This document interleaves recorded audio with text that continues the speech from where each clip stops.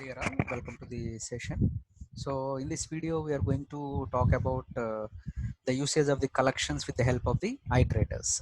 So in the previous session we have seen how we are making use of the collections and which are all the classes and interfaces, and in this video we are going to talk about how these particular collections can be created and how we are making use of these collections so as to work with the iterators. Okay, so now if you are referencing the accessing a Java collection using the iterator, this is the topic.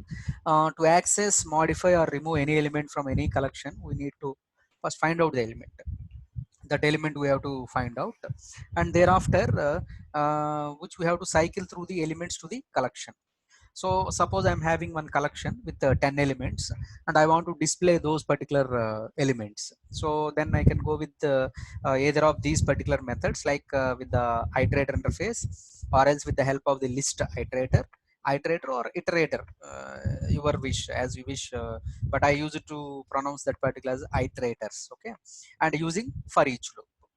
And if you are referencing the axing elements with the help of the iterator, so just we are making use of the iterator method with the help of has next and as well as the next element and remove element.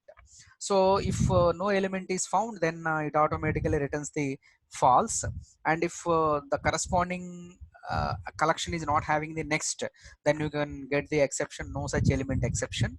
And if you are removing a particular element which is not available in the collection, then you may end up with the illegal state of the exception, something like that. Okay, and axing the elements using the list iterator. Okay, so list iterator, you can move the elements either forward or backward direction. So it is available to only those collections that implement the list interface. This is as usual. And for each loop, which is one more kind of the iterator, so as to access the element from the collection.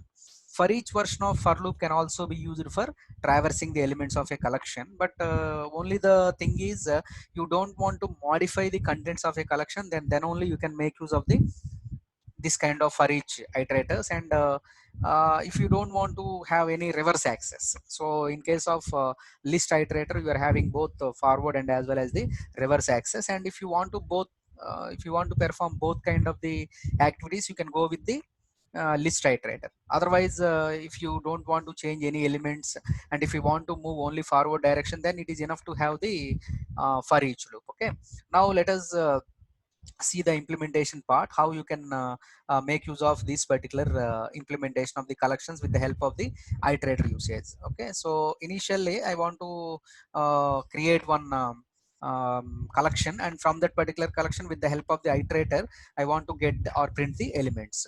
So just I'm creating the class collection iterator access, and in the main function, so just I'm creating the array list, friends, array list with the type string, and I want to store the string kind of the data. So it is providing one method called add, so you can keep on adding some different kinds of the in strings, so like R, Python, data science, and as well as the machine learning. And we are making use of the iterator. Just I have created one object for this, and we are mentioning so this particular iterator along with the collection.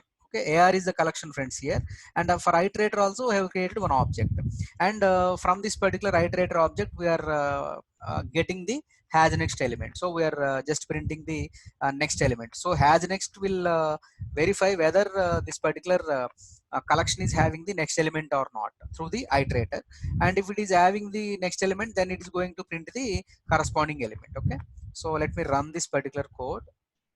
Okay, so we got all the information like R, Python, data science, and machine learning. Okay, so this is how you can make use of this iterator. And similarly, I'm having the list iterator.